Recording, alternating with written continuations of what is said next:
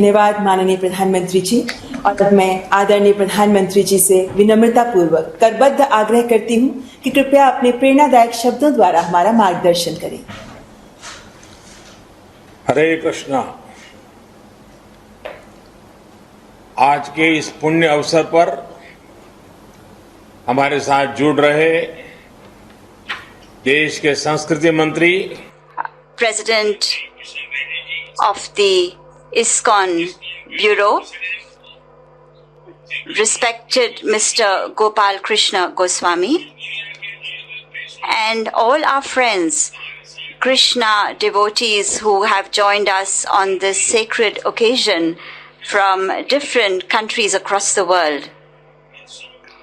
Day before yesterday, we celebrated Janmashtami, the birth of Krishna, and today we are celebrating the 125th birth anniversary of Srila Prabhupada ji. This is like experiencing at the same time the happiness and satisfaction that we get from meditation. It is this emotion that millions of followers of Srila Prabhupada Swami and millions of Krishna devotees are feeling and experiencing today.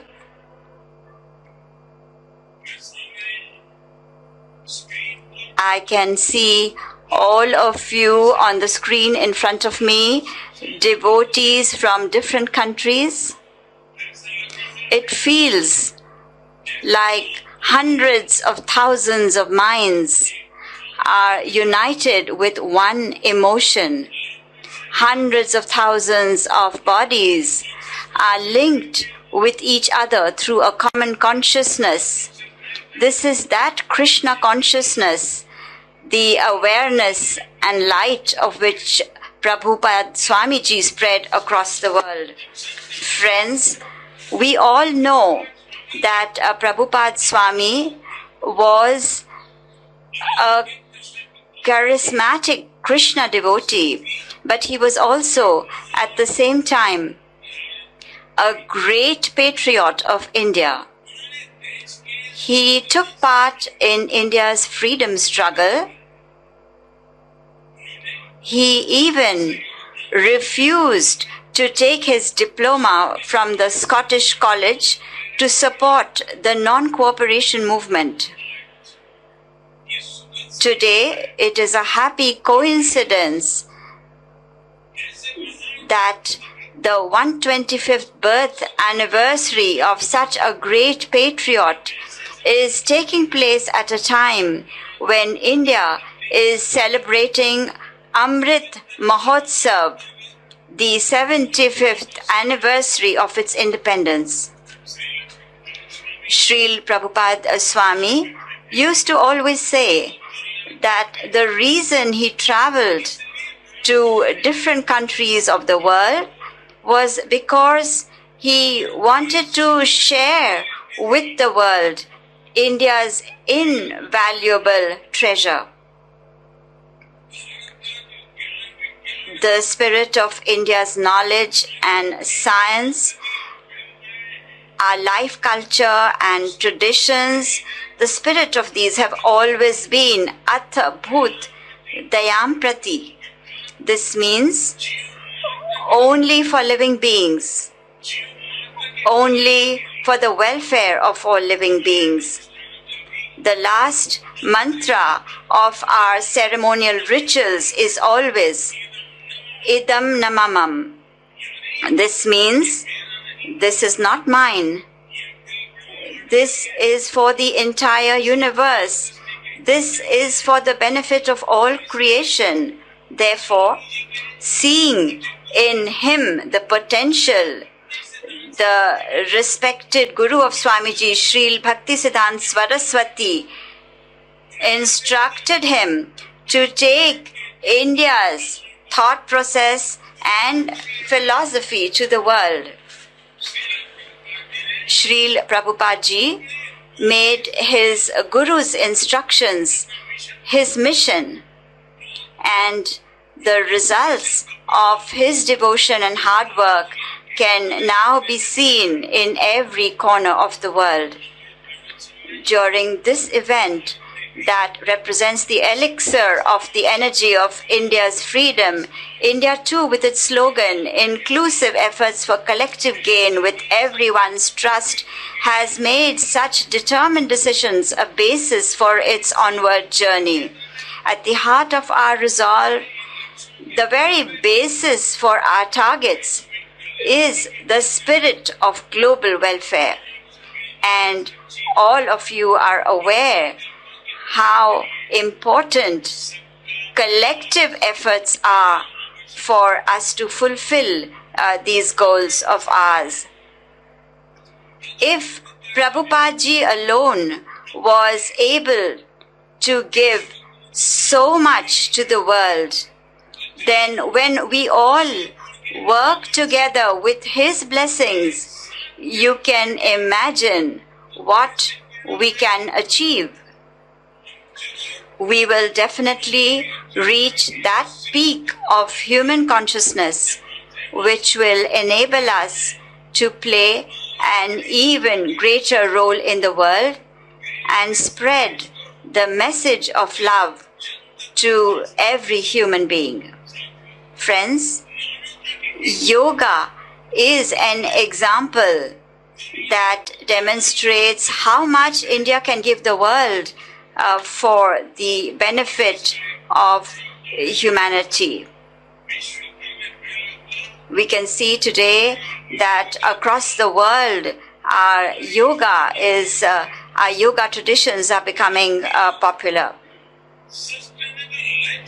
We are resolved to ensure that the entire world benefits from the sustainable lifestyle that we follow in India, from sciences that we have, like Ayurveda. India has made the mantra of self-sufficiency that Srila Prabhupada Ji often used to discuss, its mission. And the country is moving forward in that direction. Often, when I talk about our goals to achieve a self-sufficient India and to make in India, I give my officials and businessmen the example of the success of the ISKCON movement. Whenever we go to another country, and when people greet us there with a Hare Krishna, then we feel such a great feeling of belonging. We feel such pride. Just imagine when people have the same feeling of affinity for made in India products, how we will feel.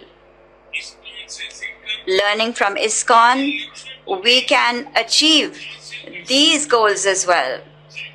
Friends, Lord Krishna had said to Arjun, Nahi gyanen sadasham pavitra mihi vidyate. This means that nothing is as pure as knowledge. After giving this supremacy, this importance to knowledge, he said one other thing. Mayeva man adhastasva, mayi buddhim niveshay. This means that after acquiring knowledge and science, we must dedicate our minds and intellect to Krishna. We must dedicate them to devotion to him. This belief, this strength too, is a kind of yoga which has been described in the 12th chapter of the Gita as a Bhakti Yoga. And this Bhakti Yoga is very powerful. India's history too bears witness to this. When India was stuck in the deep pit of slavery, the India that was suffering from injustice, atrocities and exploitation was not able to focus on its knowledge and power.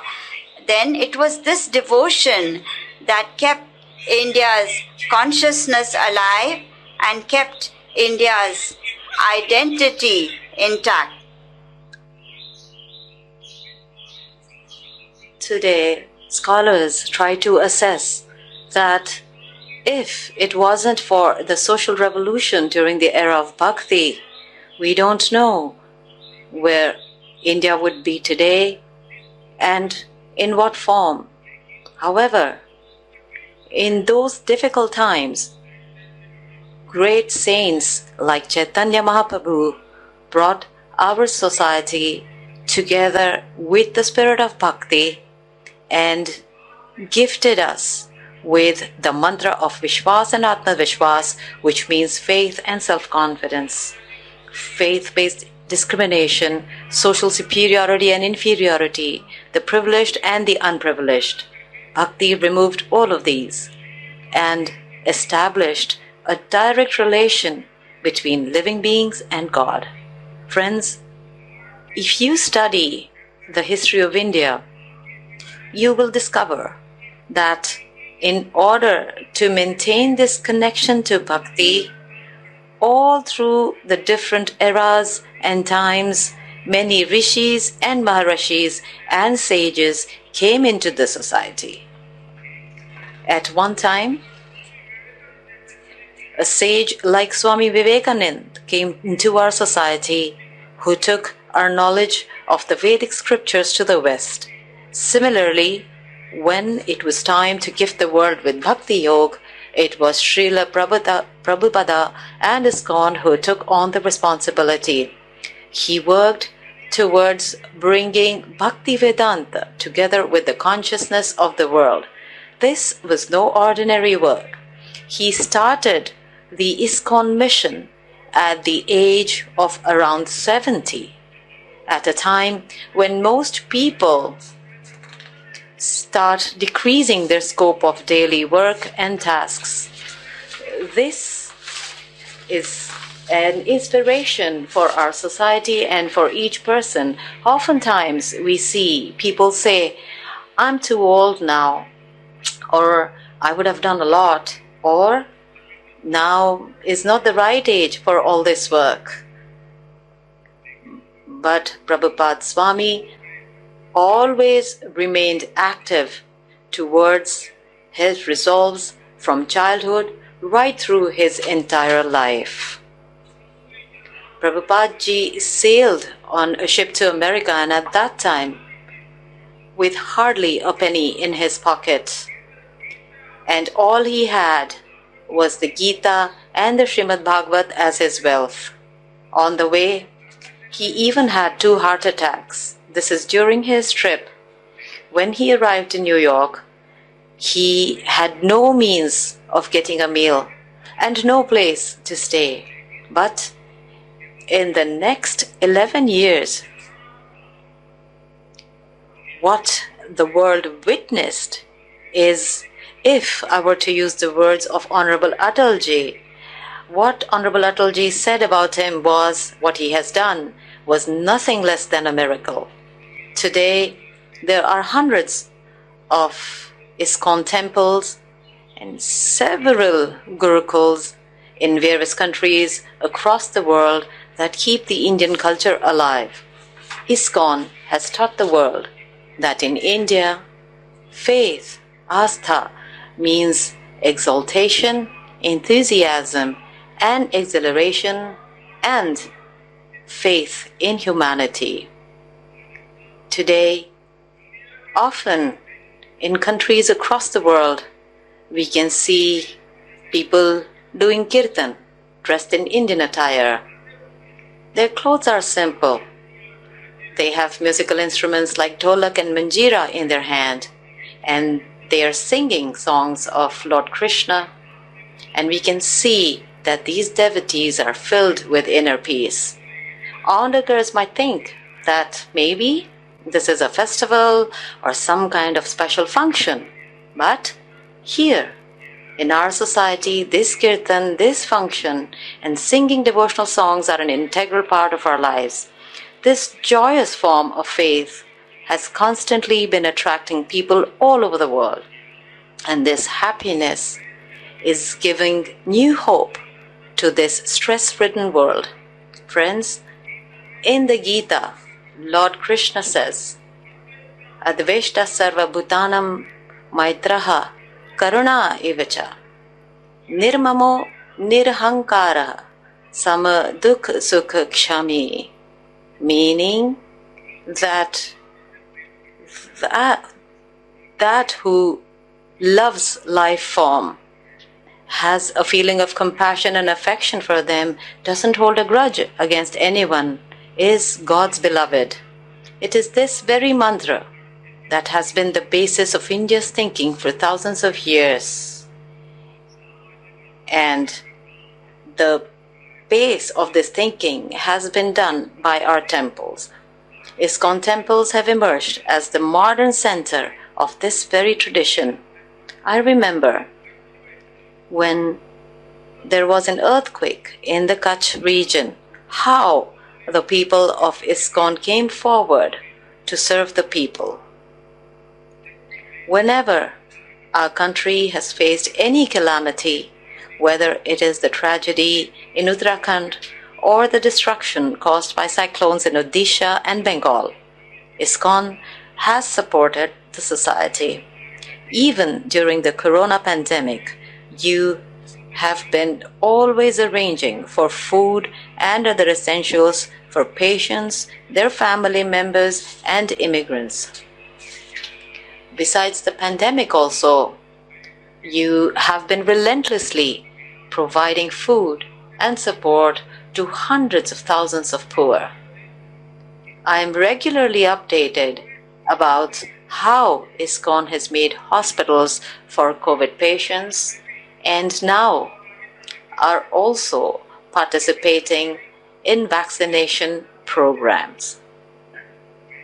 I express my deep appreciation to ISKCON and all the devotees in ISKCON for your service and sacrifice. Friends, today, with the mantra of Satya Seva or Sadhana, which means truth, service and meditation, not only are you serving Lord Krishna, but are also playing the role of brand ambassadors of Indian ideals and culture to the whole world. India's eternal culture or sacrament is Sarve Bhavantu Sukhinaha, Sarve Santu Nirmayaha. This thinking has become the resolve of you and of hundreds of thousands of people through ISKCON. Love for the Lord and to see God in living beings is the only path for fulfillment of this resolve. It is this path that the Lord has told us about in the Vibhuti Yoga chapter. We firmly believe that we will not only practice this mantra of Vasudevaha Sarvam in our lives, but will also make mankind aware of it. With this spirit, I thank you all. Hare Krishna.